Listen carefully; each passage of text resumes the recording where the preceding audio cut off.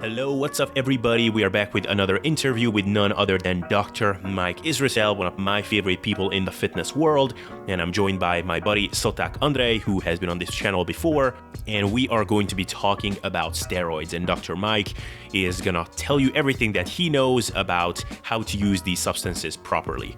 So yeah, if you're curious about how to use these substances in the most responsible way possible, and even what are the pros and cons to using these things, or if you just want to hear some philosophical notes about why someone would venture to use something like this in the first place, then you're going to enjoy this episode. Now, of course, this is not in any way a how to use gear guide or anything like that. This is merely a theoretical and informative discussion, which can be useful or simply intellectually interesting to some of you. So I hope you will enjoy this. And once you finish listening to this, you might want to check out Szoták Andrei's individual discussion with Mike Israetel about the same topic, which they have done a few weeks ago, where they were having a more general discussion about steroids themselves and some additional pros and cons which we may not have touched on in this particular episode. So yeah, enjoy this episode and whatever. So yeah, let's get into it. There we go. We are live. Mike, Abel, welcome back to the podcast. Thank you so much for having us. Yeah, thanks for having us. Okay, so in the first part of this PD discussion, we had a more of a theoretical framing. We kind of went over what are the considerations to go through before you start taking something, what are the scenarios you should take steroids or PEDs, and what are the scenarios where perhaps you shouldn't. And in this one, we will try to get a bit more practical insofar as we can. Of course, this is not medical advice, and you should not. You should take this as just some sort of educational content to entertain. But with that said, let's get into it. So I think the first topic we wanted to cover was, let's say that someone starts taking these PEDs, and let's say they start with a moderate dose, something like 200 milligrams of testosterone, or up to 300, for example. And Mike, correct me if that's not moderate or if that's exaggerated. What are the results or the gains someone might expect out of that cycle?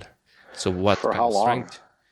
I don't know. What's the usual cycle length? I don't know, 12 weeks, for example? Yeah, I like mean, that? I don't think in cycles, but that's a pretty odd cycle because you're essentially taking like a boosted version of a TRT dose for 12 weeks. But let's say you take some compounds that average to roughly 500 milligrams per week. Let's say over 16 weeks, and let's say you take more of the right ones and less of the wrong ones. There's everything I'm going to say after this is oriented about a bell curve. There's an average response that I can describe to some reasonable extent, and there's of course above and below average responses, and these responses are not just above and below average in how good the results are, they're below and above average in how many side effects you get. So with that being said, probably the first thing that's going to happen, especially if you ease into a cycle like this, which is probably recommended, is you'll notice that your maximum recoverable volume seems to be leaving you behind. And one of the ways you'll notice this is actually your within session MRV starts to rise to the point where, sessions that used to, like, at the end of a session, you'd be like, oh my God, like, I'm done. You're going to look around and be like, gee, I can kind of keep going. I don't know. It's supposed to be a hard workout. And I got done a bunch of sets and a bunch of reps and with really good weights, but I feel pretty good. The mistake, of course, is to just unregulated fashion continue to go and train as hard as possible. And most people do that. And most people are stupid. So, that's you sort of notice that first. And then what you'll notice over the weeks is that, as you go through your progressions, hopefully expanding the number of sets you're doing per session, hopefully putting, a couple kilos on the bar each time, you'll notice that your expected RPEs or RARs, if you still progress in the approximate slope that you would when you were natural, your RPEs and RARs just don't rise/fall the way you think. So let's say you squat 315 pounds for sets of roughly 10 reps with an RAR of 3. The next week, you put 320 pounds on the bar and you expect, RAR 2 to 3. and it's an RIR 3 again. And the next week you go to 325 pounds and you expect an RIR 2 to 1, and it's an RIR 4, and you're like, okay. And then normally you would deload after 4 weeks, but after 4 weeks you're like, clearly I don't even know what you literally like. You sort of have a difficult time remembering what fatigue really feels like. And you're like, oh, wow. All right. And of course, again, the stupid thing to do is put another plate on the bar or rip your tendons off your bone. The funniest story I ever heard was a guy, funny in an interesting sense, a guy ran tren, and I think he ran it for a month. And he went from a max bench of 315 at the beginning of the month to 405 at the end of the month. Wow. Now, that's a great way to get not hurt. That's a great way to have a complete pec evulsion and just ruin your lifting career and appearance forever. So, but that's sometimes the temptation because that's how good you feel. And essentially the drugs elevate your fitness so quickly, and they help you reduce fatigue so rapidly that your MEV falls, your MRV rises, and now you have this huge adaptive window. Not only is the adaptive window large, but the adaptive magnitude from every session within that window is higher. So one of the interesting things is if you do this sort of in a more proper way, it's not like you feel super different the next day or the next week, and you're like, fuck yeah, and you're breaking mirrors in the gym and spitting at people. I suppose those are all personal choices you could attend to if you'd like. But what ends up happening is this sort of momentum opens up to where you're like, wow, okay, like, whoa, like I just feel like everything's going super great. Let me comment really quick on the lowering MEV. So the way that I've proxied minimum effective volume before is you go in the gym and you do the least number of sets per body part that takes you to get a robust pump, like a decent pump, some kind of post-workout soreness or disruption, like the I worked out feeling, and to some extent some sort of mind-muscle connection and a good perception of real good tension going through the muscle, right? Like it's going to take you, it doesn't happen for one set for most things. Like you never do a set of bicep curls and you're like, boom, huge pump, I'm going to get sore, I felt the tension through the muscle and I felt like I was really worked. That's just not going to happen, right? So what ends up happening is your MEV falls when you start using these supplements, and what that means is this. You go into the gym and you're like, all right, I'm going to have to do 5 sets of leg presses to get a good pump and to get a nice little bit of soreness post-workout and to feel like I really taxed something. What's going to happen is you're going to do 2 sets of leg press and you're going to have like a world-altering pump, and you're going to be like, holy crap, right? Really? This is it? Like, and the thing is, because your MRV is also up, you could keep going.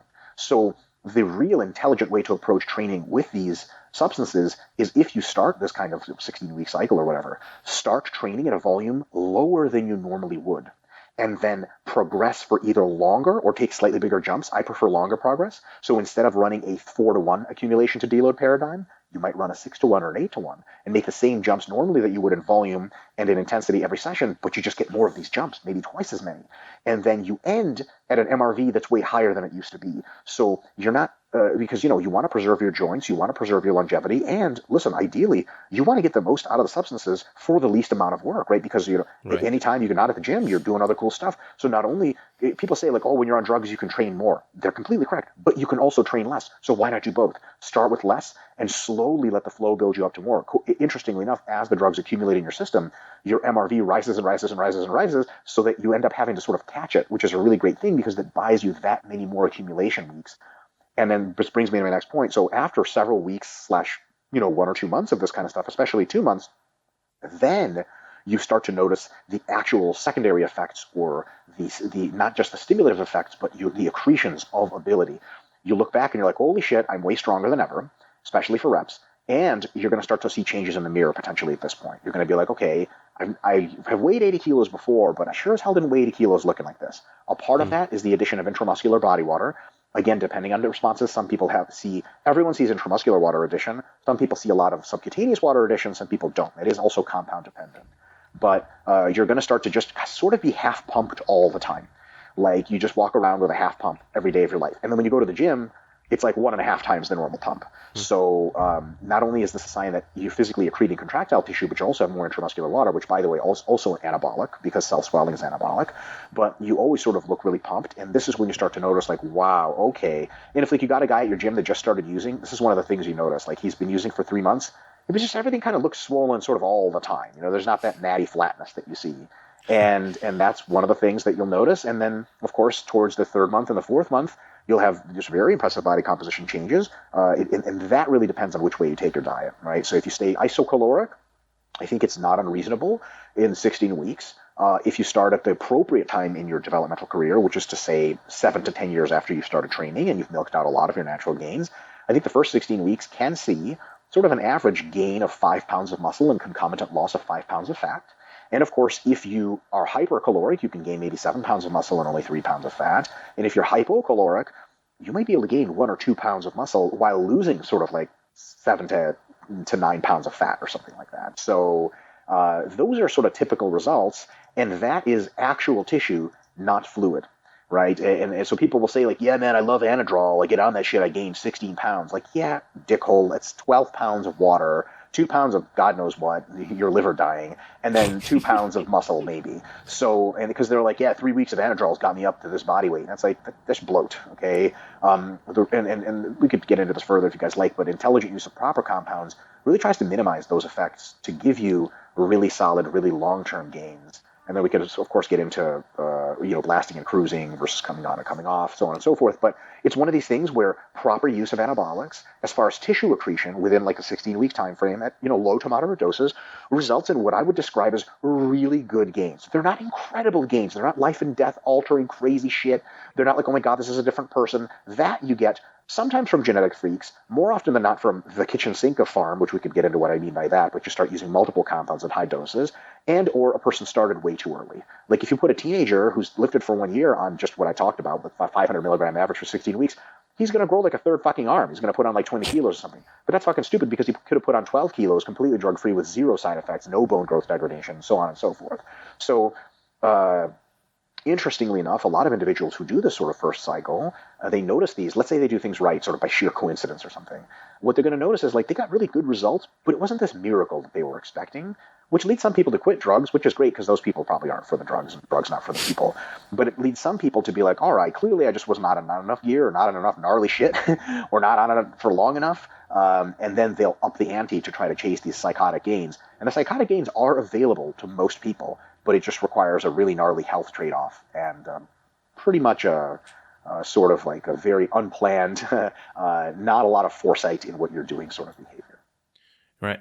Mike, so just to backtrack for 1 second, whenever someone is accusing some other person on Facebook, it's almost becoming a joke in the industry where someone is going to just comment, yeah, the Clen and Tren is working, like the only 2 substances they heard of is Clen and Tren.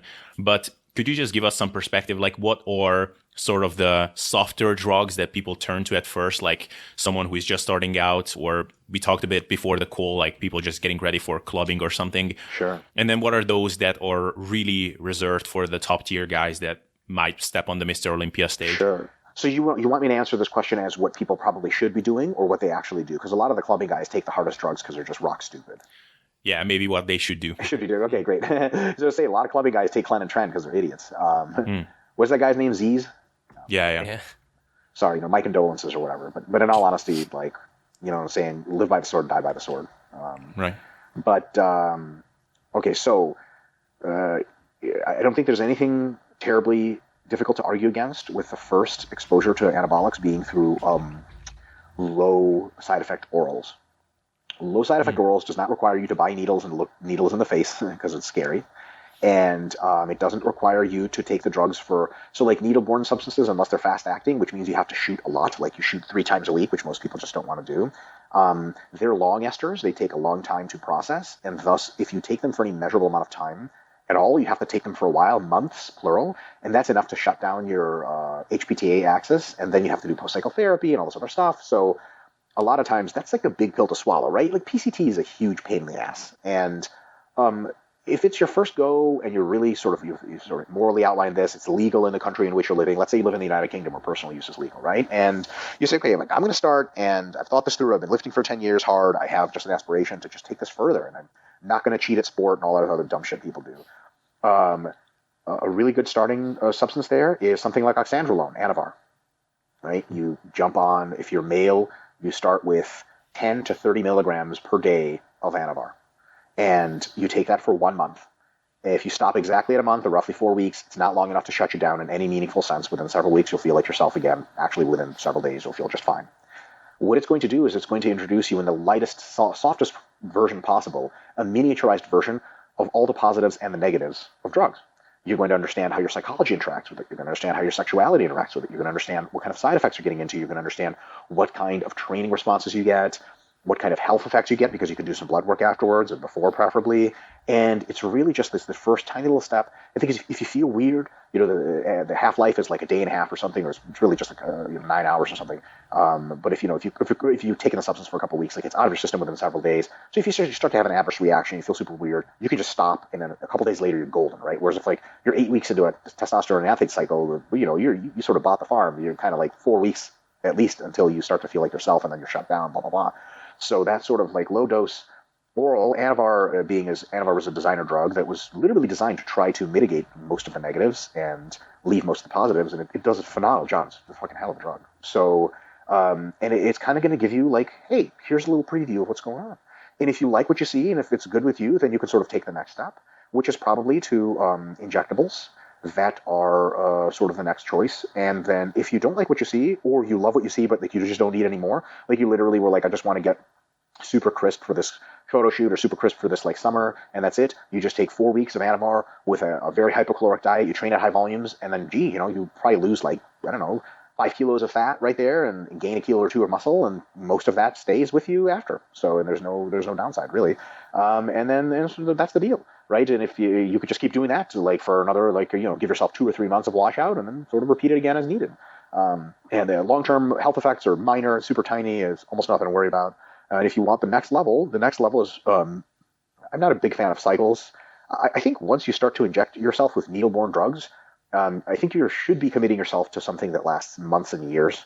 I actually don't super understand the whole idea behind cycles. Like, I do a 16-week cycle once a year. Why? You're going to lose a lot of the gains anyway. And also, like, it's not, if you really want the next level of sort of evolution as far as your physique is concerned, that's a shitty way to go about it. So, I don't know if this is what I would do, but I think an intelligent approach is, if the orals seem to work well for you, then what you do is you essentially start on a high-end replacement dose of testosterone, either via cypionate or an anthate, roughly 200 to 300 milligrams per week. And what you can do is just start on that, and for several months, just be on that. And because it's a very high-end replacement dose, it would essentially equate to having the best testosterone-producing genetics ever, but not much more than that. You're just going to get fucking amazing training for that amount of time. It just gets really solid body composition results. Not so much results, but an amplification of your processes you've already put in motion. Let me explain what I mean.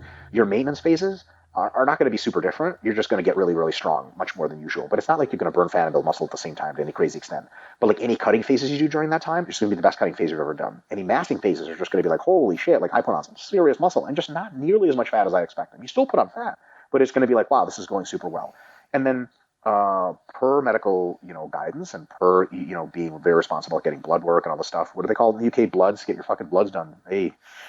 So per all that stuff being good, and taking necessary precautions, watching your blood pressure, so on and so forth, if you choose to take things to the next level, then what you probably want to do is stay at 200 to 300 tests and add what was termed roughly as an anabolic agent, an anabolic injectable drug on top of that. The two that come to mind immediately are primobolan and Masteron, or otherwise known as drostanolone and anthate. So Primo is relatively expensive, but I don't understand why people try to save money on things that are shooting into their bodies. So I just like, oh, it's too expensive. Like, well, maybe you just not put things in I don't know. You know what I mean? Like, it's kind of crazy. Like, you show up to an MRI machine because you think you have kidney cancer, and you're like, how much is this MRI? And they're like, $600. You're like, that's too much. You're like, sweet, you just have cancer. Like, I don't know what to tell you. So if you're going to be doing it, you might as well pay the money. And it's not exorbitantly expensive at all. And then probably cheaper in most cases, but and very effective, but with some more side effects, is Masteron. And these drugs basically are engineered, especially primobolan, which is a fucking miracle drug, is, again, an engineered substance. It was not designed in someone's basement. It was designed by Big Pharma back in the 1950s and 60s. It was designed to be a version of the testosterone molecule modified to minimize side effects and retain as many of the positive effects as possible. So what you do at that point is you take your testosterone dosage and you add that much primobolan or Masteron on top of it. So now 200 to 300 testosterone, 200 to 300 primo and or Masteron, and then you run that for another several months. And the results will be better in every single way you can imagine, but with not nearly the side effects that you would expect if you just doubled your testosterone dosage. So from then on, the template is always keep test roughly at 200 to 300, and then stack as needed for cutting phases or massing phases. You stack more or less of these, Masteron and or Primo, other substances of that class, and there's many others. And when you're maintaining or sort of on a break, you just go back to the replacement dose of testosterone. Some people can choose to cycle off completely, and that's totally fine. Or just go back to very low doses for a while, give your body a break, make sure you're healthy, and then go back into threading in the anabolics on top of that, and then you can sort of titrate the anabolics as you see fit to get the results you want. And then sort of if you want to do a contest or something like that, or really turn it up pre-contest, you can throw in some orals on top of that just to accomplish some other effects. So you can throw in some Anavar on top of that, or perhaps some Winstrol or something like that for 4 to 8 weeks roughly, and start at the very lowest dosages, so 10 to 30 milligrams per day of each of those, or not both at the same time. If you look up the Boston Lloyd cycle online, there's some hilarious doses there where he basically took as many possible drugs together as possible. It's like 12 grams total per week. It's comical. Broderick and I were talking about how his dealer must be lying to him. There's no way it's real shit, because he thought his liver would just throw up a white flag and be like, you know what, I'm done. I'm out of here. But sort of that's kind of how it goes. And then to the next level is, probably you would sort of end up somewhere in the 1 to 2 gram range of combined base testosterone plus anabolic, potentially plus orals at various times, or another anabolic. So your total gear burden is 1 to 2 grams per week, 1,000 to 2,000 milligrams. After that range, taking much more gear than that sort of doesn't do as much as you'd like, and it probably causes more side effects than you'd like. So then if your goal is competitive bodybuilding and or powerlifting or something like that, and everything's legal in your area of use, and you've thought the ethics well through, you're not cheating at sports, so on and so forth, and you're okay with this, and you're monitoring your health very well, then that's where the avenue opens up to growth hormone use, and later the avenue opens up to insulin use with growth hormone, and so on and so forth. If you are a bodybuilder, what is going to be sometimes utilized compounds are sort of the fat-burning compounds. That's where clenbuterol might come in. It's got a shitload of side effects. It's kind of annoying. And so potentially something like DNP, so on and so forth, for dedicated points of time during cutting. And then at that point, you also see the appearance potentially of substances like trenbolone, which have a zillion fucking side effects. They're not for everyone. They're ruthlessly effective, but they're toxic as fuck, and you only use them for a couple of months at a time. And for very, very distinct goals, like I need to squat 900 pounds, or I need to place top 3 at this bodybuilding show or something.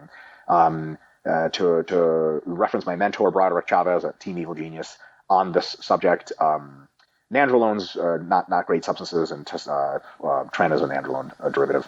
So I think probably a better choice instead of tren is a very, very not well-known drug, but they've, from what I understand, been using it a lot in Kuwait.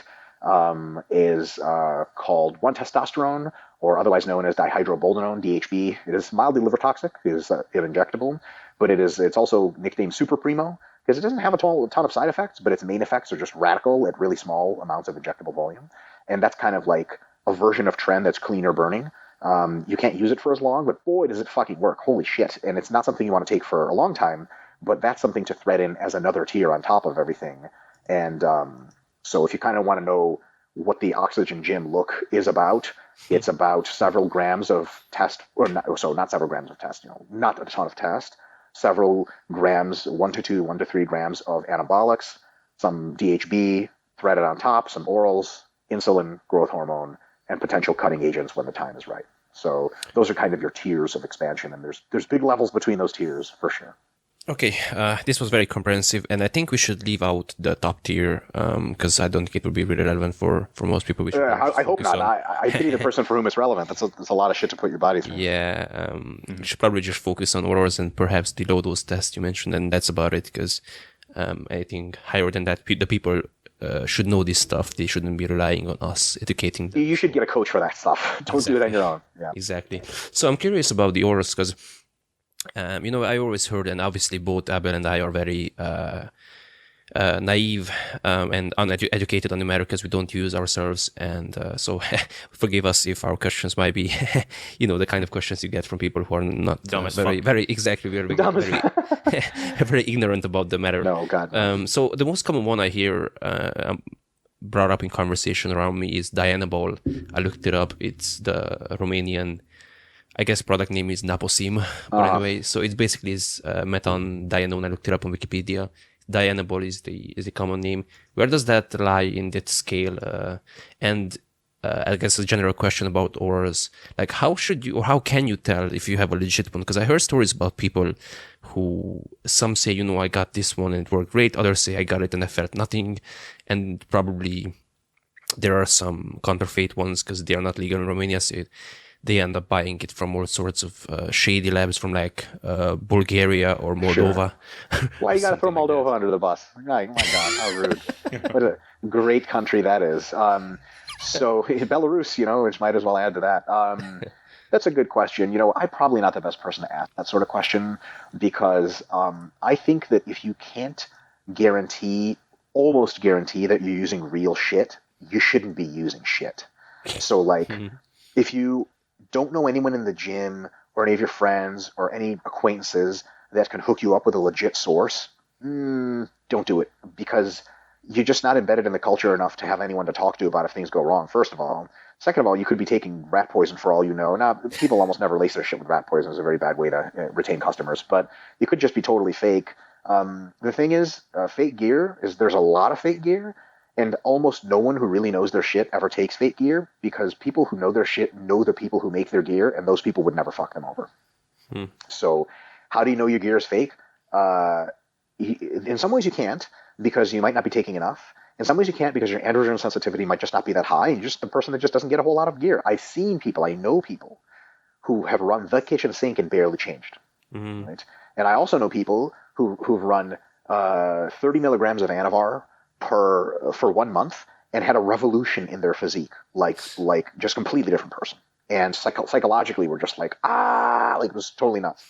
So there's that discount you have to apply to the whole equation where, even if it could just be real gear. The easiest way to go about it actually is in most countries, you can take the gear you have and send it off to a lab to get analyzed by a spectrometer, and that's it. You just mass spec and they tell you exactly what's in it. So that's always a thing, and it's not super expensive. And if it is super expensive, then I guess you're going to have to roll the dice. But honestly, just only go to trusted sources, mass spec if you can't, or even if you can. And then on top of that, the last thing I'll say, of course, this is couched with the caveats of you could just not be an amazing responder or be taking sort of not enough. But especially with orals, within a couple of weeks, you'll know. First thing that tends to happen with orals is people tend to, like if they're on a fat loss phase, they tend to stop losing body weight. And they just continue to get leaner and stronger. And they're like, okay, this is not supposed to be happening. Like you'll be eating like 2,000 calories a day when you're supposed to be eating 3,000, and your body weight doesn't go down. Body weight doesn't go down. A week later, your body weight hasn't moved. And then you go to the gym and you move weights, and usually, let's say it's like a 10 rep max or so. By the 7th rep, it starts moving slow. By the 8th rep, it's not moving slow. And you're like, oh, okay. You guys know, let's invent this sort of mythical training partner that is just outside your reach on the best day. Does that make sense? Like you squat 300s, he squats 315. On your best day, you squat 310, but he's still just a little bit ahead of you. Like when someone watches the two of you work out, if they watch for an hour, they're like, that guy's stronger. It's not by much, but he's stronger. You turn into that person within several weeks of use, on average. So it's one of those things like, am I just having a couple good workouts? Yeah, for a couple weeks, that might be the case. After week 3 or 4, you're like, I'm not just having good workouts. I'm on some shit. Something's happening. But this is not I'm not supposed to be getting stronger when I'm cutting. And that's what's going on. Or I'm maintaining and I'm seeing visual changes week to week now, and I'm getting crazy pumps. And if you're not, either you're a low responder or your gear is fake. But to be honest, the fake gear thing, again, like I said, it should not be an issue. And if it is, then you should not be doing drugs. Right. Mike, one thing I want to piggyback on, which you mentioned in the beginning, is that some of these oral things are relatively low risk in that their side effects are relatively mild, and even if there are some, the half-life is pretty short. And it almost sounded like with some of these, you can almost get a free lunch. Like, did I understand well that you can just try these things and you can just come off of them, and you might even retain most of your results? Because that's one of the common fear around steroids is that, or any kind of drug in general, is that once you're on, you have to stay on it, or if you get off of it, then your results are vanishing as well. Yeah, totally. So it's not a free lunch, it's a low-cost lunch. It's kind of like this, let's say that you are passing through some kind of town you're visiting and somewhere in Europe. You guys live in Europe, so you can just go drive around and go to different cultures within half an hour. Where in the United States, you can drive for 10 hours and it's the identical culture. So someone's like, hey, there's this restaurant in this one town you're going to be passing through. The fucking cannolis there, whatever, are super fucking good. The desserts are amazing. You should really fucking try them. You drive through the town. If the desserts are like they cost like €1 each and they're pretty big, if it sucks, you're like, hey, cocksucker on Instagram, I went to your restaurant. They're like, how was it? Did you get the whatever dessert? You're like, yeah, it sucked. Fuck you. If they're like, yeah, I know, sorry, it's just I got a weird like sense of taste. And they're like, but you look back on it, you're like, it was a fucking €1. Like, who cares? Like, whatever, right? But if it's like a €20 dinner and it sucks, you're gonna be like, God damn it, like.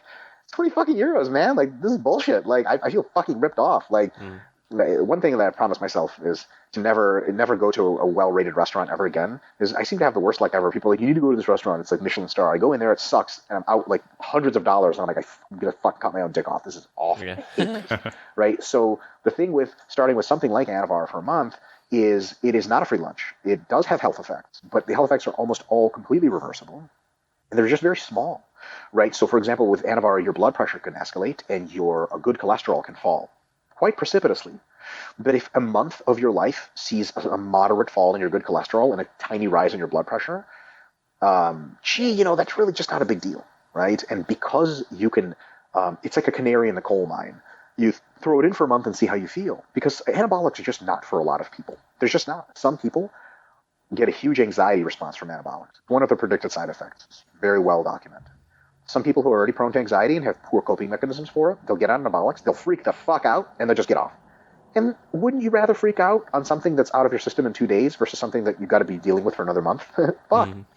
And so it's one of those things where it's definitely not a free lunch. It's a low-cost lunch, but then again, you just don't get that much, right? You get like one little dessert. So when I say that you keep most of your gains, you do.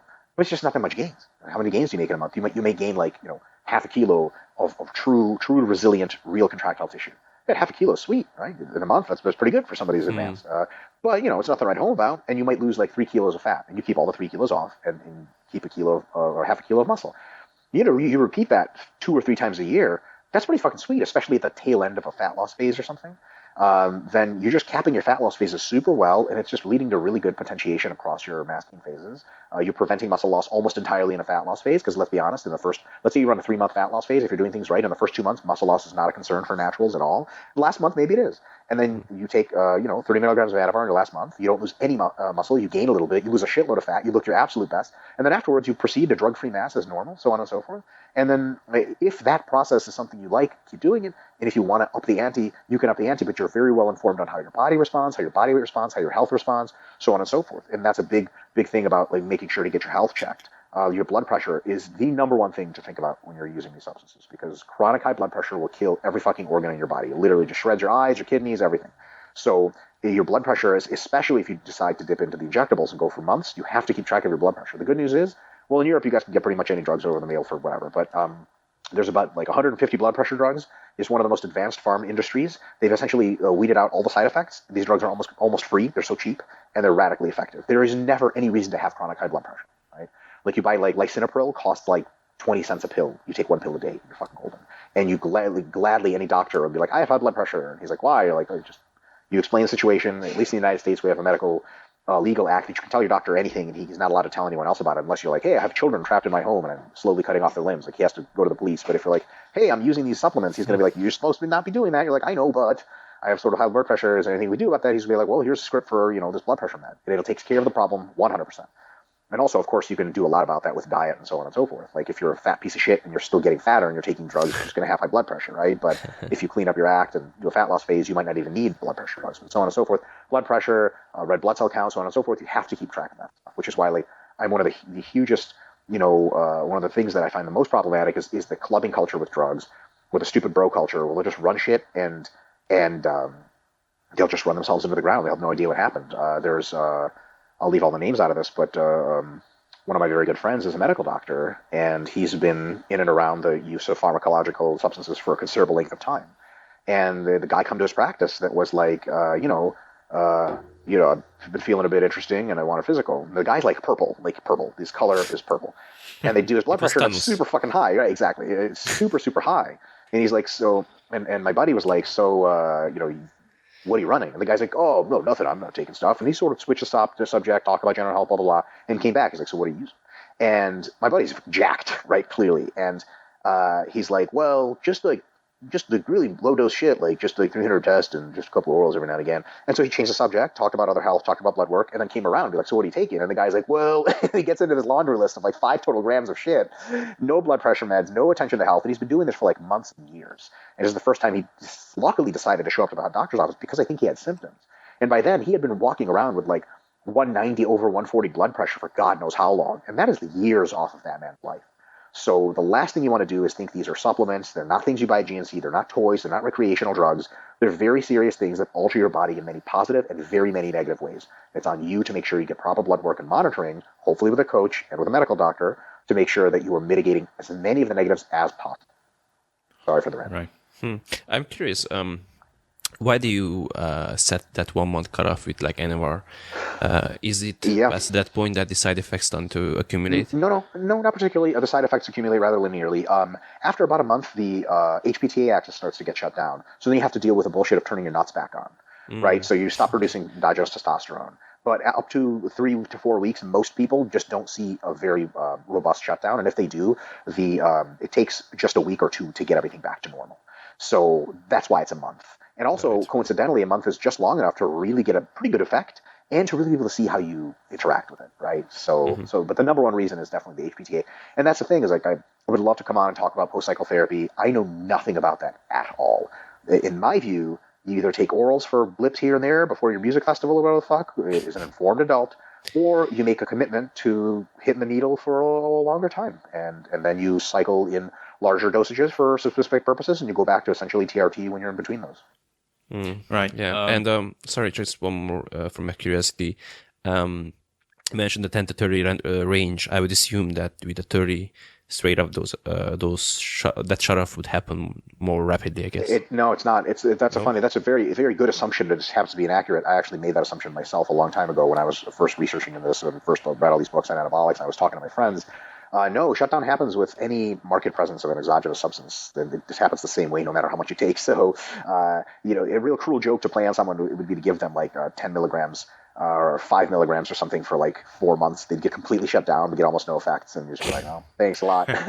So, yeah, you definitely, there's no real difference there. But as far as side effects, fuck yeah, main effects, huge difference. So, and a lot of the reason we start with so little is because you don't need any more at that point. You're going to get robust effects anyway. And another reason is, look, if you're going to run into negative sides, you'll be real thankful you were doing a lower dose than if you were doing a higher dose.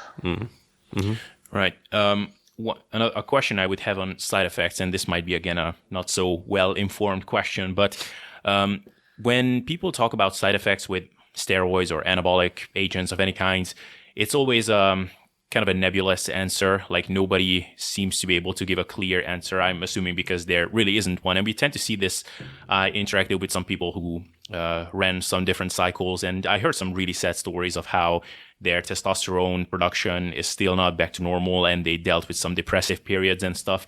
And at the same time, we see people who, I mean, of course, we don't really know what happened with these people like Arnold, but, he seems to be living till an old age. He seems to do pretty well. He looks pretty healthy. And or there are certain side effects which will almost certainly hit to some extent everyone, like, I don't know, acne or baldness or what have you. And then there are some side effects besides that which will only hit the more unfortunate cases. Like, can we draw a spectrum like this? Yeah. So everyone will get everyone or almost everyone will get their natural testosterone production shut down. And that's about the only side effect that's universal. Everything else happens on a spectrum scale with a significant number of people seeing no side effects at all. And then the long-term health consequences also occur on a spectrum scale. So there are no side effects you can promise. And the main effects, again, occur on a spectrum scale. Some people just don't even gain muscle on drugs. They just don't. And most people do, and some people gain a shitload, and some people gain a smaller amount. What you can bet on pretty reliably is the more drugs you do over the total amount of your life, the shorter your lifespan will be versus what it would have been if you had never done drugs. That is almost guaranteed. So at that point, every use of drug is a trade-off between perceived quality of life and longevity. And what I mean by that is if you really want to take drugs so much that they're going to boost what you want out of life so much that you're willing to chop days or weeks or months or years off of your life at the tail end, then that is a choice and trade-off you're going to have to make. So everyone's shit gets shut down. Now, when your endogenous production gets shut down, there's a huge divergence of responses on how quickly and if or at all it comes back. Some very small percentage of people will be shut down forever, and no amount of medical intervention gets their testosterone or sperm production back. Very rare. And some people can go off cycle and seemingly dick happens, and then within 3 or 4 weeks, they're back to their normal selves. And you're like, what the fuck? Fuck you. Right? And then for most people, it's a several month process of establishing normal testosterone levels after the cessation of drug use. Everything in between there is side effect wise. You could expect some, usually of the main side effects. Most people will get some degree of hair thinning and balding. Most people will get a degree of some hirsutism, some hair growth in various parts of the body where you may not be interested in it, or interested in it, depending on what kind of look you want. And of course, this is sort of magnified by genetics. Like if everyone in your family is a hairy motherfucker, when you jump on gear, you're going to be a really hairy motherfucker. Like, I remember a story of Jay Cutler only had to start shaving his back like after winning the Olympia like 4 times. That's insane. Mm-hmm. Like some people just don't grow body hair, just don't. Good for them. Yeah, seriously, fuck, I'm jealous as shit, Me too. Yeah, so all of us Eastern Europeans are fucked in that department, but we're real men, am I right? So in any case, you get that. Most people's sort of skin appearance quality degrade, so they'll have more oil production in their skin, and probably more pimples than they're used to, which for some people is still almost zero, and for some people is like sheets of the worst acne you've ever seen in your life. Liver values from orals. Some people take orals for a couple weeks and their liver is like, help, I'm dying. Some people take orals for years, literally, and nothing happens to their liver perceptibly at all. Right? You guys are Eastern European. You know about this with alcohol. We all know some grandpas that have been drinking like a bottle of vodka a day and they're 89 years old. You're like, what the fuck? And then some people just die of alcoholism in their mid-20s, and you're like, okay, so it's just totally the same thing there. Blood lipid profiles. Some people's blood lipids just do crazy, crazy shit for minimal gear. Some people have blood lipids that are unbelievable all the time. And so on and so forth. There's all the cardiometabolic outcomes, cardiac hypertrophy, etc., risk of heart disease, so on and so forth. But almost all of these can be monitored very, very closely and very well. And if your responses are poor, you either switch up the program or you stop the program, or you accept the fact that you're going to die sooner than later and you keep going full in. So. Right. And speaking of side effects and how permanent they might be, we mentioned that there might be a lower cost lunch, not a free lunch in the case of some of these orals. But what are the type of muscle mass gains that are, you make them, and then if you actually want to keep those, then you have to stay on the stuff for life. And if you get off of it, then you're just going to lose most of it. Like we see in the case of someone like Ronnie Coleman, obviously he also stopped training as hard as he used to, but he looks pretty natty now. Also, he's like 50. Yeah. So like where does that cutoff start to happen where, okay, like if you want to be this big, then you will have to stay on the stuff? So I think that taking anabolics and coming off of them at some point can allow you to retain just a bit beyond your natural limit and not much further than that. So whatever your natural rough limit was, like with a very hard work and a decade of training where you got, I think anabolics can take you, this is a total guess, but maybe 5 to 10 pounds more muscle above that, 5 to 10 pounds less fat. And you can probably keep that for the sort of prime of your life, your 20s, 30s, and early 40s. For sure. If you endeavor to be more muscular and leaner than that, you'll need a constant pharmacological intervention to upkeep that. So nobody's going to be walking around. You don't get to Rolly Winkler size and then come off and stay Rolly Winkler size. Rolly Winkler doesn't stay his own size unless he's on the kitchen sink. So there's definitely that to consider. So I almost think that this might be a good opportunity to say the following. If your goal with drugs is to exceed your natural limit considerably and come off entirely and just be natty again and have all the benefits of drugs hanging around with you, that's just not how it works.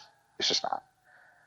Can it give you an unfair advantage if you do that and cheat at sport later? Yes, just enough to give you an unfair advantage, but it won't make you into a different person. Like if someone had used drugs to get up to 225 pounds as a contest bodybuilder on stage, where their genetics maximally could have taken them to be 190, right? And they ran everything they needed to get to 225 on stage. If they intelligently come off and they have good genetics for coming off and it's a several-year process, they might be able to compete as a natural at 200 pounds, maybe 205. But they're not going to be competing in the 220s and 230s like after taking all his gear to be there. You know what I mean? Like there's an element of a pull that you just rebound back to. Like there's your natural genetics cannot sustain that level of leanness and muscularity. The repartitioning just doesn't allow it, so on and so forth. Another thing to consider is there are things drugs can't change. Potentially, we don't know a lot about this, but it's seemingly like drugs probably don't alter your myonuclear number to any measurable extent. So what they can do is they can make each muscle cell as big as it can get, and especially big on the sarcoplasmic front where they fill it with fluids and so on and so forth. So you look huge and you are huge. When you come off the drugs, you lose a shitload of size. The majority of size loss coming off of drugs, especially in the first several months, is just water in the muscles. It's similar to creatine.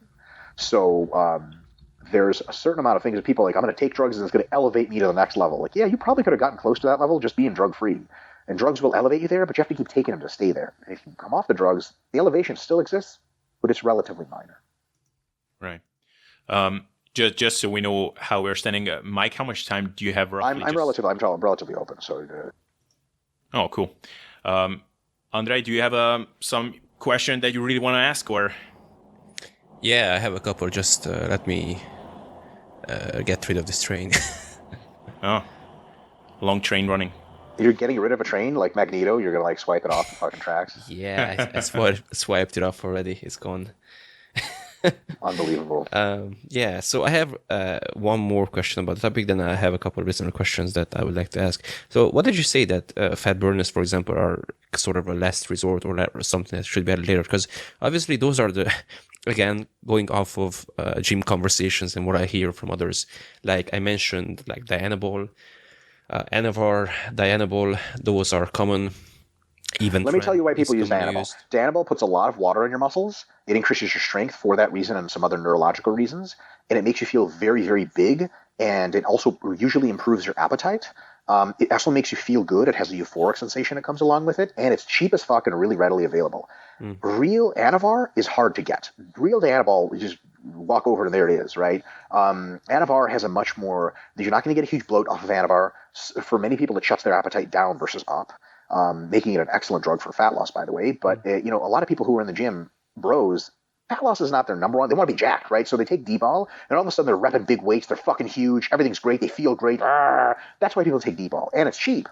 Anavar is like considerably more expensive than D-ball, and you take it for a couple weeks, and you're like, I don't know. I'm just not Superman yet. And, it's, again, it's because it's so mild. And it's designed to be so mild, but it does these excellent things. So D-ball has way more side effects. But sometimes, and this is a funny thing in drugs, people... The side effects is how they know they're having a real drug, first of all. And second of all, they think the side effects are the main effects, like the bloating and so on and so forth. So that's why you've heard D-ball a lot, more than likely. And then the interest in fat burners is mostly because people have a misperception of how fat burners work. They think it's a drug you take and it just plain old burns fat. And while that is true to some extent, more often than not, fat burners are substances that either really severely degrade your appetite and or give you a level of energy above and beyond what you would normally have, so that because you're still on a low-calorie diet, you can still operate and train and feel like you're normal.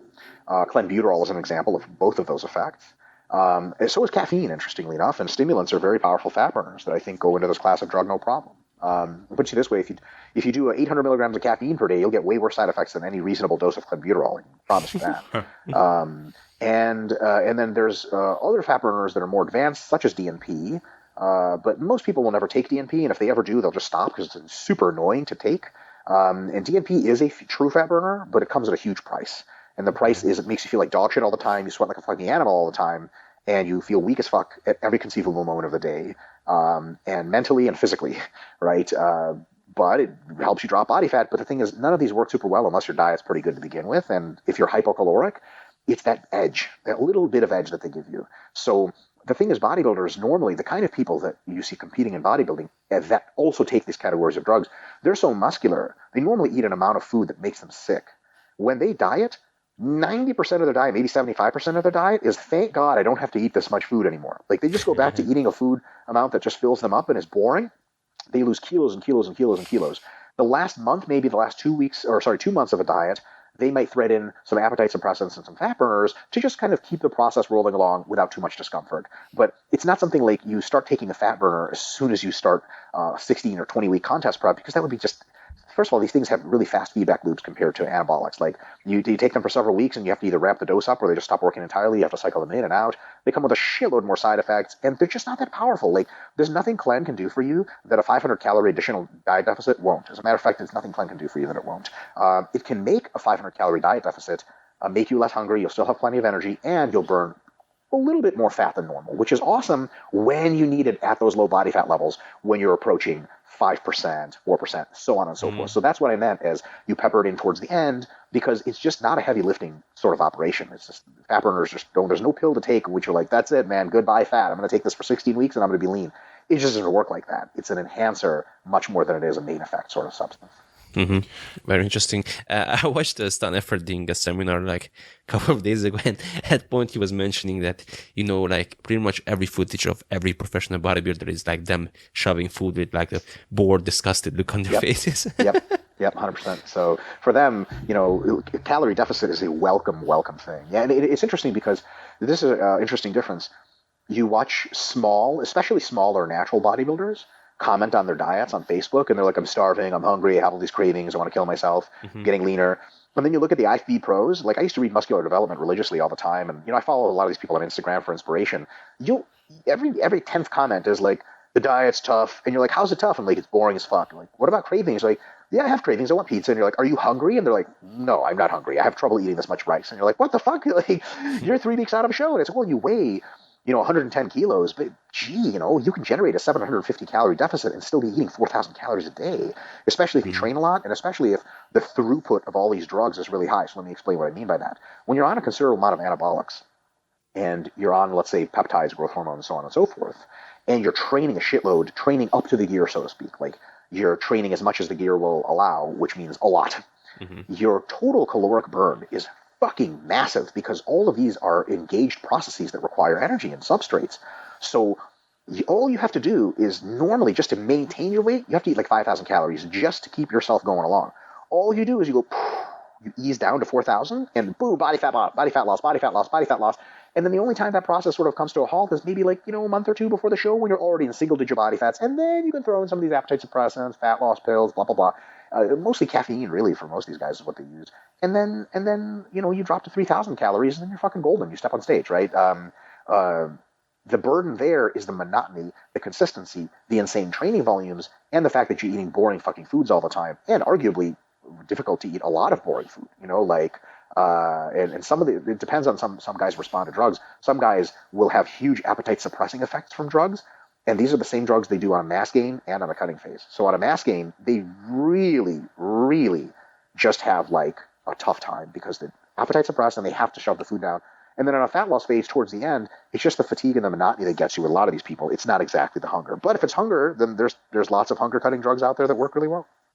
Yeah, on the food side of things, I'm interested in how it changes the game, in the sense that when I'm watching some of these really big bodybuilders like the Ronnie Colemans, I watched the King documentary on Netflix. And that was great.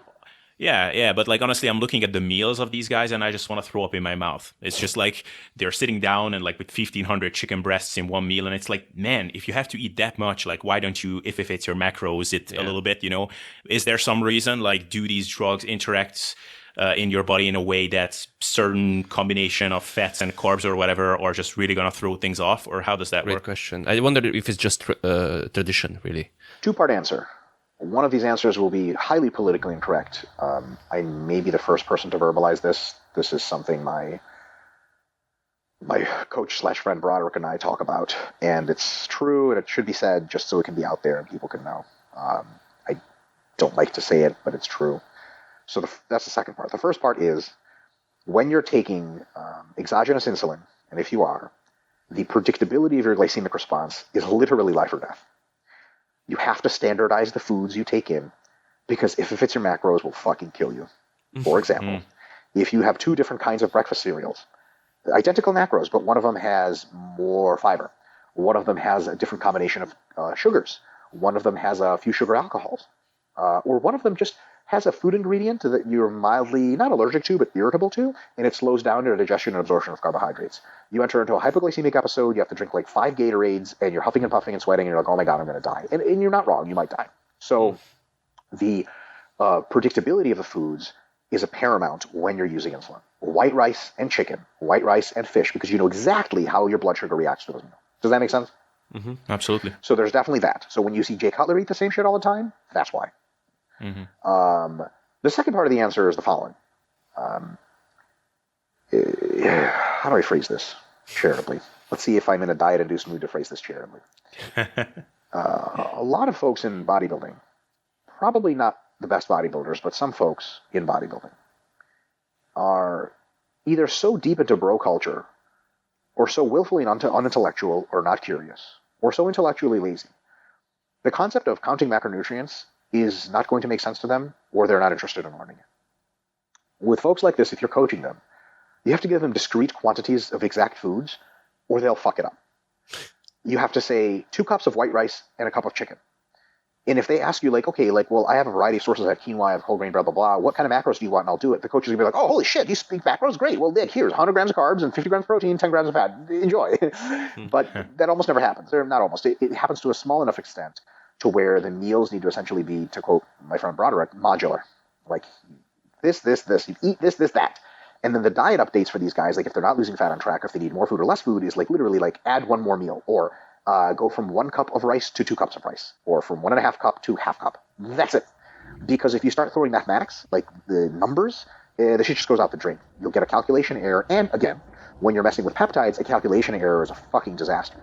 Like, and you guys are both coaches. You have worked with regular clients, business people, teachers, etc., that are you are helping as a coach, and you may have taught them, tried to teach them, or successfully taught them macro counting.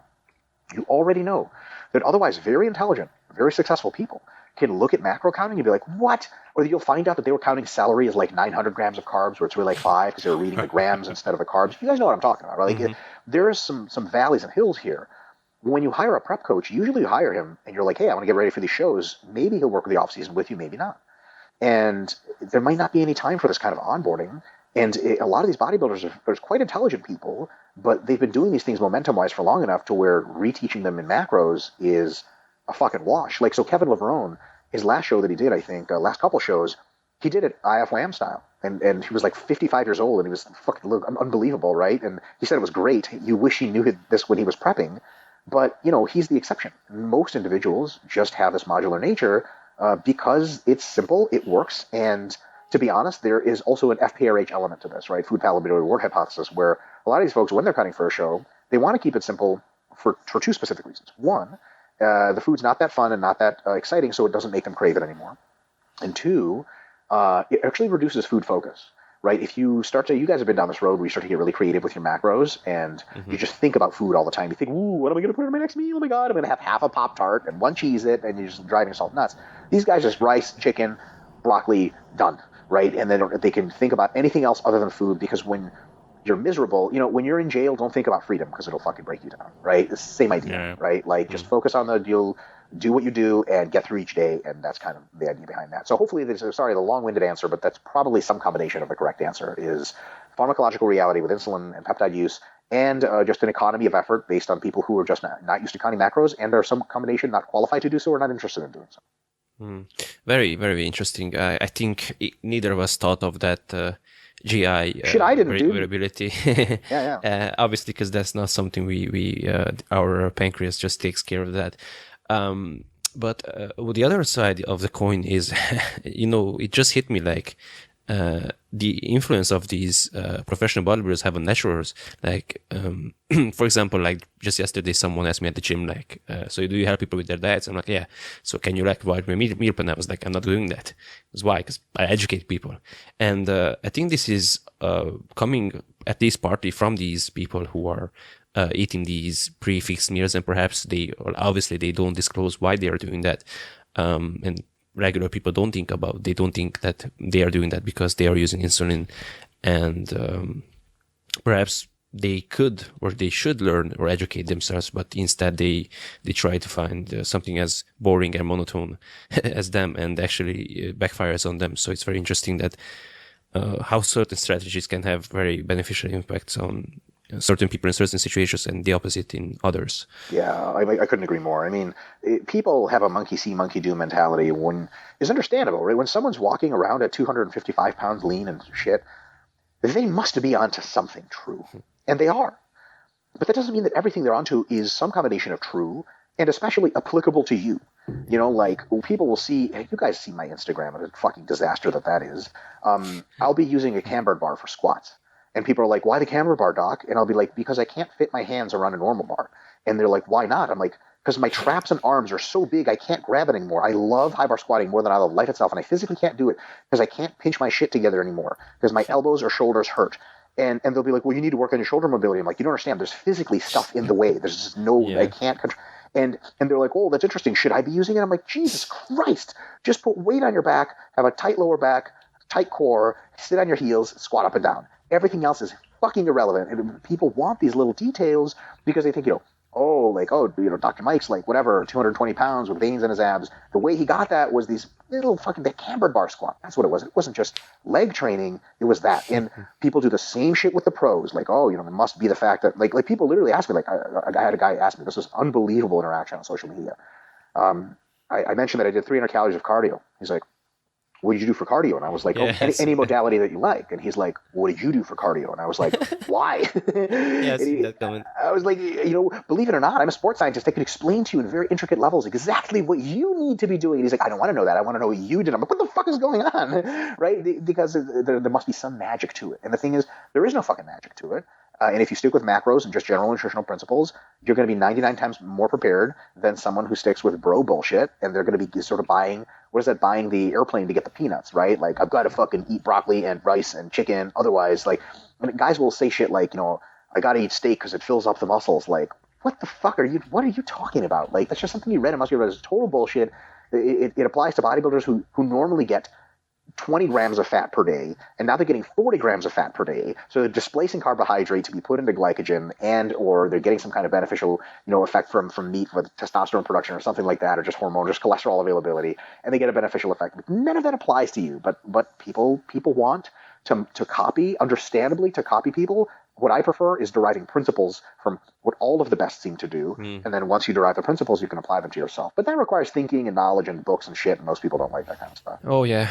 I don't want to spend too much time, but I had like 2 of these moments, like just within a couple of days, like these had facepalm moments, like, try educating people, like, they see me with my logbook and I try to explain to them. I shared my story, your fantastic post about the value of logbooking and all that. And I explained to them, this is how you make reliable progress. And they still come to me, they'll be like, so I saw this guy on Instagram and he was doing his push downs with his elbows like in this far away from his body instead of close to his body. Like, is that better? And I'm like, didn't we just talk about this like 3 days ago? Jesus Christ. Yep. Or like with the female who I know again, we were talking about something and I said to her, hey, come on over and we can like sit down and chat for an hour and I can explain to you like the basic principles of training. She was like, okay. And a couple hours later, she was like posted on her story that, hey, I'm starting this Instagram girls 30-day workout challenge. I'm like, oh, fuck me sideways. Like, why? So, gentlemen, I have 2 philosophical type questions for the end. I think we're kind of coming up on time, so sure. I would like to ask them, and then Andrei, if you have some other stuff for closing, then feel free to throw that in. So one thing is, it's kind of hard to phrase this, but I did a couple of videos on the whole like netty or not question, people accusing others with drug use, and I kind of understand where they're coming from, because most of us just don't see very impressive trainees around us. I mean, I train in a commercial gym, and I just don't see many people that are that big. And certainly if I compare to the Instagram models and influencers to them, they look unreal. But I've been, for example, at this FIBO Expo in Cologne. It was a freaking weird experience, by the way. And shit, I bet. It was full of people who were really obviously on gear. Like it was screaming all over them. Like you could see it on their skin, even on their face. Like it was so obvious in many cases. And there was this guy, I don't know, Ulysses Jr., or I don't know what his name is. Probably you guys have heard of him. And I would have sworn that he's on drugs before. And honestly, I looked at him at that event, and he just looked like a healthy guy who is natural with crazy freaky shoulders and arms, a really good set of symmetrical blocky abs, and he looked completely natty compared to all the other guys. And I looked at him and it's like, so I guess that's what freaky genetics look like from close up. And even in Das Gym Vienna, I saw some guys who just, you could see it on their builds. Like they were just big guys with good muscle bellies, good bone structure. They were probably born as big babies to begin with. So I'm curious, like probably you, Mike, have interacted with a lot of guys with crazy good genetics that most people would have sworn that they are on drugs. Can you share some examples? You don't even have to mention names necessarily of guys that, the average person would swear that they are on drugs and for a fact that they are natural. Well, yeah, tons.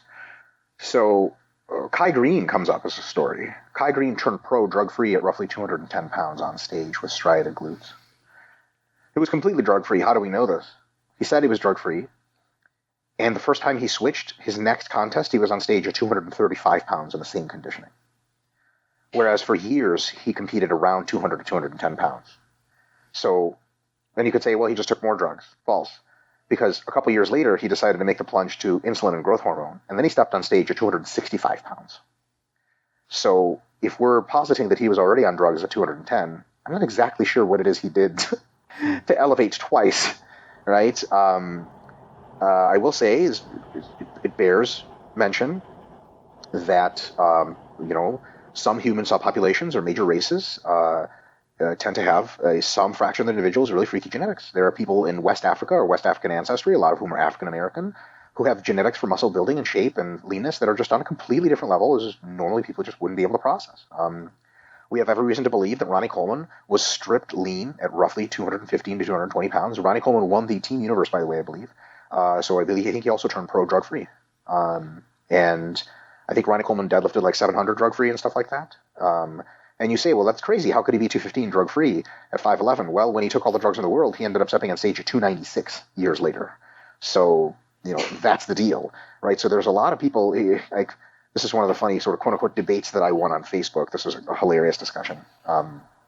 So Jared Feather, my very good friend and former student, one of the shows he did, and he was very, very, very drug-free, took a picture of him, and he was on stage at 174 pounds, 176 or something. And Jared has unbelievable genetics. Like, he just looks amazing. And some guys, and I said, like, this is my student and friend Jared, and he's natural. And I had guys messaging me saying, like, Doc, come on, don't be naive. And I was like, you're a fucking idiot. So the thing is, with somebody like Jared, they were like, this guy has to be on drugs. And I was like, let's play this out. How big is Big Rainy? And they're like, well, he's 315 on stage. I'm like, and how much do you think people get out of drugs? Like, how much do you think a Big Rainy who's drug-free, who had trained for 10 years, could have been? And they were like, gee, I don't know, like 225 to 245, like lean on stage? Because, 315 is a world away from that, right? And I'm like, oh, I agree with you. So then how come Big Rainy gets to be 235 pounds lean, but Jared Feather is 175 and he's for sure on drugs? There's just no response. I believe that person physically didn't respond anymore because it was like, you're an idiot. You never thought this through. This is something that Greg Knuckles and I have been going on about. Greg mostly on the strength side and me on the body composition side. Human genetic variation is unbelievable. When you have 7 billion people, the outliers are straight up not understandable. Genetic outliers for muscularity and leanness are higher than average people can accomplish with every drug. I'll repeat that. Genetic outliers, naturally trained with muscularity and leanness, are higher than the average gear response throwing the kitchen sink at your body. What I mean is, there are people who are a reasonable height, 1.80 or so, can be over 200 pounds, right, over 90 kilos, with striated glutes, completely drug-free. Those people are real, and they compete in natural bodybuilding. If you were to come to me weighing 65, 70 kilos, and you had trained for a while drug-free, and you wanted every steroid in the book and every fucking drug, could I guarantee you that we would have you on stage at over 200 pounds, in 95 kilos with striated glutes? Absolutely not. I'd be like, that would be really, really impressive. So there's a shitload of people that throw the entire kitchen sink that would end up on stage with striated glutes at 80 kilos. And then they would look at everyone around them and say, if you're 81.5 kilos with lean physique, you must be on drugs. And the short answer is no, there's tons, literally thousands of people that are genetic variants that are just naturally better than you. And in most of those people, if and when they hop on gear, they leave you behind completely. So one thing that a misgiving I had early with this quote-unquote evidence-based community was that a lot of the people speaking on behalf of the community were people that did not have amazing genetics, but they competed in bodybuilding, in drug-free bodybuilding, and they thought they were the representatives of what drug-free bodybuilders could accomplish. But when you looked at their competitive histories, they weren't the ones winning the shows. Other people were winning the shows, and these people were 200 pounds on stage drug-free. And you're like, oh, hold on a second. Who the fuck is that guy? He's also drug-free, right? And like, yeah. I was like, well, I thought you said that anything beyond 165 lean is not possible drug-free. We're like, well, that's the biggest I've got. Well, maybe you just suck, like. So it's one of these things we have to keep in mind that genetic variation is super powerful. This is much more applicable even to strength than it is to hypertrophy. I have every reason to believe that Ray Williams is lifetime drug-free. Think about that. Squatting almost 500 kilos. Right? There's no reason to think he's passed every drug test he's ever given. Passing the USADA drug test is very, very hard. He would have to be in cahoots with a lot of people that are... If you look at the way he trains, no offense, it's not the most advanced shit in the world, and no offense meant, because the basics work. You look at the way he eats, it's good food regularly. His protocol for beating a drug test would have to be this monumentally worlds above any of that shit. And I promise you it's not. The smart money is he's drug-free, which puts anyone who has benched 400 pounds and decides to run tren in some bit of shame. And it shouldn't unless they're competing in a drug-free federation. And then it should put them in a world of shame, right? So how can you tell if someone's natty or not? There are some telltale signs, but not enough to go on. One way you can tell that if you've been around drugs for a long time, sometimes skin quality will tip you off. When people who are on a lot of gear train, they become red. Like they don't sometimes walk around a little red, but when they train and they get a pump, they physically redden, right? When I was training with Jared Feather back in the day, he looked like he was on every drug in the world, and everyone was just shocking. But when the first time Broderick ever met Jared, he just started laughing. He's like, his skin is like pale, like a fucking baby's. This is ridiculous. Broderick goes, I have no idea why anyone ever thought Jared was on drugs. And, Broderick has been around, Jesus Christ, more people than he could, whack a stick at on drugs. So he knows that look really well. But it's a look natty people don't know. So to them, anyone who's lean and big is on drugs. But if you've been around drugs a long time, you've been on them yourself, you can look at someone and you can be like, that guy's natural as shit. And if he's on drugs, it's nothing that works a lot. And then you can look at other guys that some people be like, oh, he's just big for natural. Like, I don't know, man, that's interesting red tone to his skin, right? So on and so forth. So other than that, there are no telltale signs. And guys, forgive me for waxing philosophical. Let me ask you another question. Outside of sport governing bodies who need to be testing an athlete, who the fuck gives a shit? Exactly. Who gives a fuck? The person you follow on Instagram, are they natural or not? Well, let's play this out. Let's say you follow them for motivation and inspiration. And you say, man, if they're not natural, then I can't look up to them because they're cheating. Or like, they don't compete in a sport, they're not cheating. Like, okay, well, these are not sustainable, these are not attainable results. Hey, dickhole, maybe they have genetics 10 times better than yours. And if they're on Instagram and they're a celebrity, they probably do. These were never attainable results to you. You were lying yourself from day one, right? People have this idea that, well, because they're not drug-free, I can look like this too. What the fuck? Are you out of your fucking mind? Hey, Martina Navratilova or whatever, a tennis player, shit, she's drug-free. I guarantee you that. You're going to be as good at tennis as her? Are you out of your fucking mind? She can beat you with her eyes closed at age 65. Like, it's a non-starter. So people will say shit like that they, for lack of a better term, and I'm sorry for separating this phrase, just haven't thought it through. They just fucking haven't. And it's one of those things where there's an obsession with natty or not exclusively by people who don't use and are looking for crutches and looking for hope and looking for motivation in the wrong places. You want to look for motivation and hope? Look to yourself and your work effort. Repeat the same effective processes. Monitor your own training. And when you look up to people, look up to them for their valuable intellectual contributions and their process of improving their physique, no matter where they started. John Meadows is a great example of someone. John Meadows doesn't claim to be the most scientific guy, although he's on the money on most shit. John Meadows is a guy who's just a fucking good person who trains pretty fucking smart, eats pretty smart, and just works his ass off and is nothing but good vibes for this world. You want to follow someone who motivates you? John Meadows. Is John Meadows drug-free? He's never fucking claimed to be drug-free. You feel me? Read between the lines on that shit. Who cares? I can give you 20 Instagram drug-free legit celebrities you should never follow because they're not as good of a person. You have nothing to learn from them like you could from John Meadows. And so it goes. And there's a ton of drug-free people that are amazing. Jeff Nippard is an awesome guy, right? I interacted with Jeff like maybe 3 times in my life. All the interactions are great. Everything I've ever seen about him is great. He's just a fucking awesome person. As drug-free as the day he was born. Super. But there's a ton of drug-free people that are pure scum that you should never follow because they're fucking full of fucking dog shit. There's all these fucking scammers out there with these bullshit plans and these, half-baked schemes, and they're natural, and they're like, you could attain this physique. Like, great, fuck you. You're a dick, right? Like, I have nothing to learn from you. Like, Mike Chang or whatever, six-pack shortcuts guy. I guarantee you he's drug-free. I'm not trying to follow a goddamn thing he says. So it's one of those things where it's an interesting curiosity, but there's no resolution to it, to seeing if someone's drug-free or not. That's very clear. And at the end of the day, it doesn't fucking matter for any reasonable, serviceable purpose that you could take with you as someone who looks up to other lifters. And let me know if I'm wrong on that. I don't know. No, I think it just comes down to how fallible we are. Like, look at someone like Jeff Side. Like, God damn it, he is so pretty. Look at his hair. Look at his body. Look at his hot girlfriend. Look at the car he's driving. At least it feels good to imagine that at night he's sneakily in his bathroom stabbing some needle into his ass. At least that makes me feel better. I think Yeah. it just comes down to that. So Yeah, yeah, maybe, and if that makes you feel better, holy shit, you need many years of therapy. yeah, exactly. Yeah. I just want to throw my final philosophical question. Sorry, Andrei, I don't want to take the spotlight here, but we just had a really awesome mini conversation before we got on air. And I just want you, Mike, to reiterate what you began saying, but we started recording then, which is, it's interesting when people say that, why would anybody get on drugs? Like, I just can't understand the motivation. Like, if you're not planning on competing and reaching the highest levels of success as a competitive physique athlete or something, why would you do this?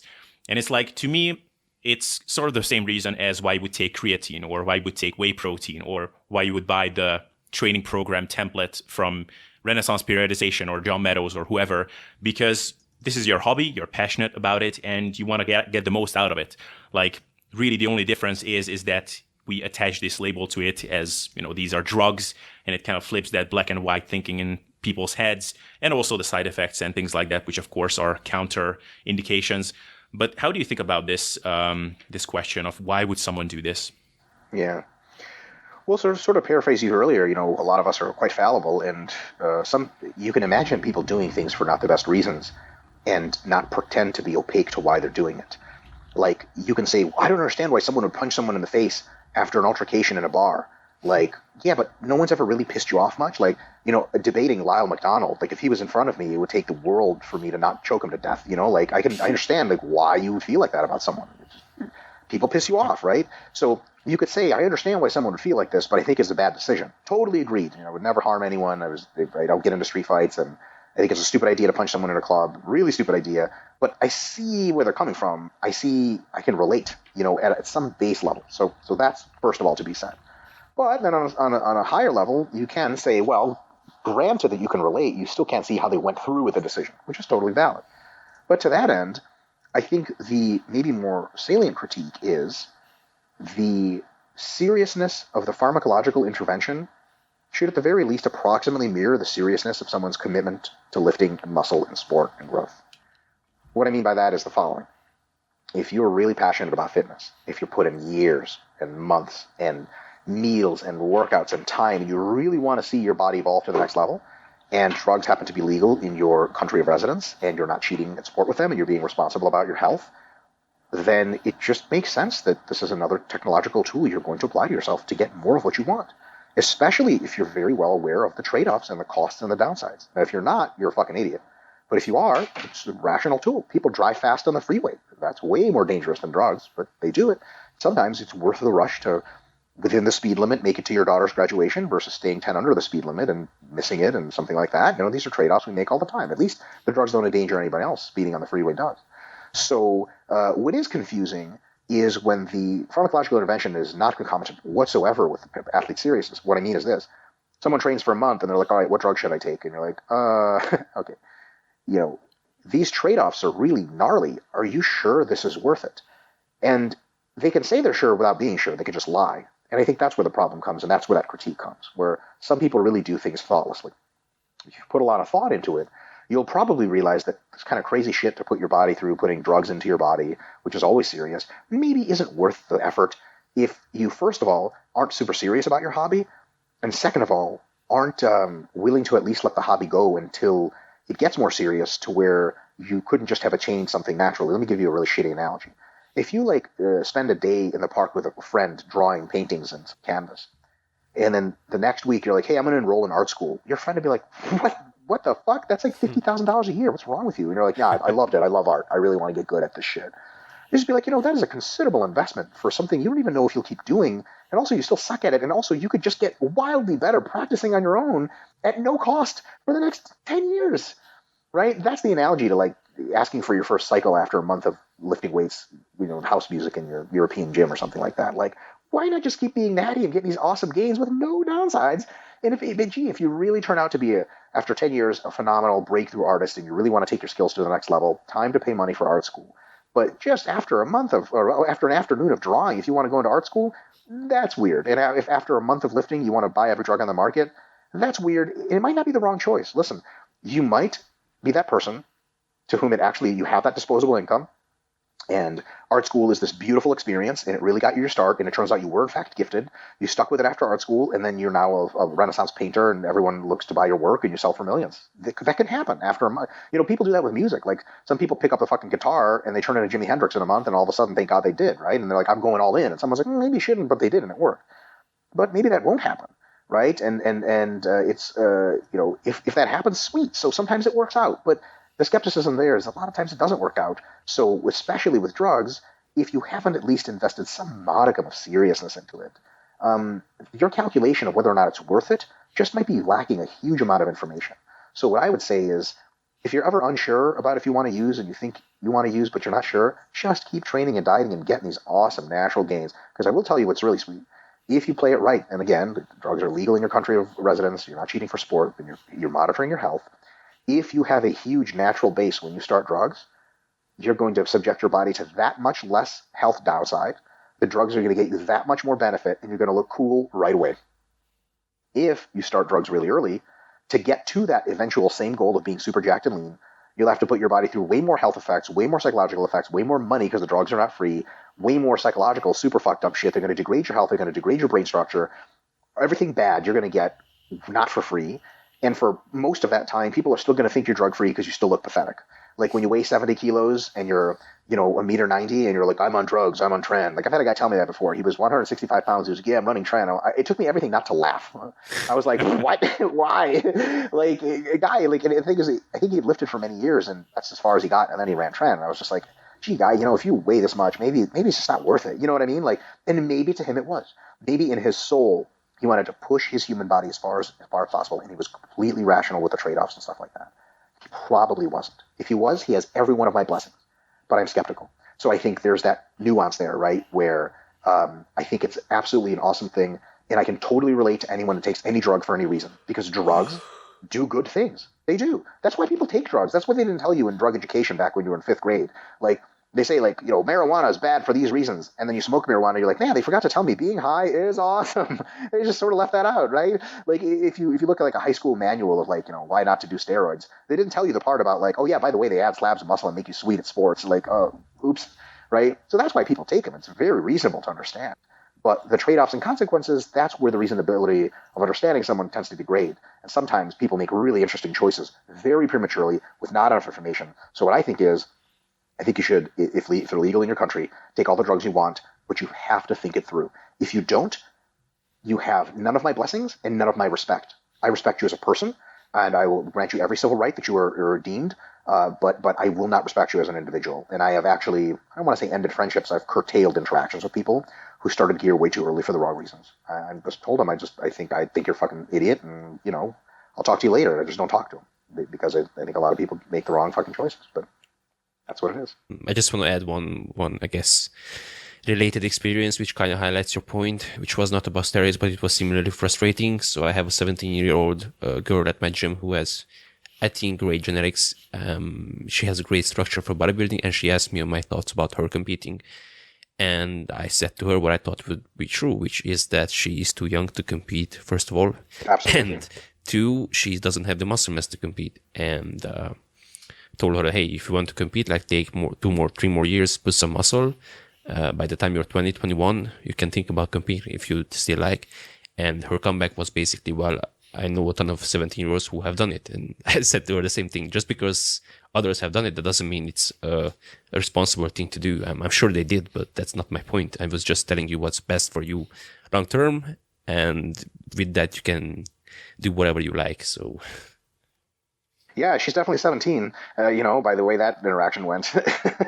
Like, there's no mistaking teenage logic there, which is a complete lack of logic. So, yeah, it's funny. Like, well, a lot of other people have done it. Sweet. You know, I'm sure you know a lot of dumbass people, just like yourself. Awesome. Cool. All right. Guys, thanks for having me on. Yeah, Mike, it was an absolute pleasure. Thanks for all the insights. I definitely learned a ton of stuff. This is not something I know a lot about. So, yeah, thank you for the free education here. Exactly. It was educational for us, and hopefully it will be for our listeners too. I hope so. Hopefully someone stumbles upon this and maybe not Boston Lloyd and they can do things right instead of the wrongest possible way. Absolutely. Awesome. So, Mike, do you want to let people know where they can find you, your work, resources, all that stuff? Yeah, in this context, don't worry about it. What I would direct people to is Broderick Chavez, Team Evil GSP, or Evil GSP on Instagram, and Broderick Chavez on Facebook, and just Google that name and you'll be linked. This is a gentleman whose line of work is in consulting people on making choices just like the ones we described. He's one of the smartest people I know and much more qualified than myself to be speaking on all these things. And if you want further insights, and especially if you're interested in, if you live in a country like the United Kingdom and it's legal for you to do these things, then and you want someone to guide you along in your efforts, then potentially he could be a resource for you. So I would be highly.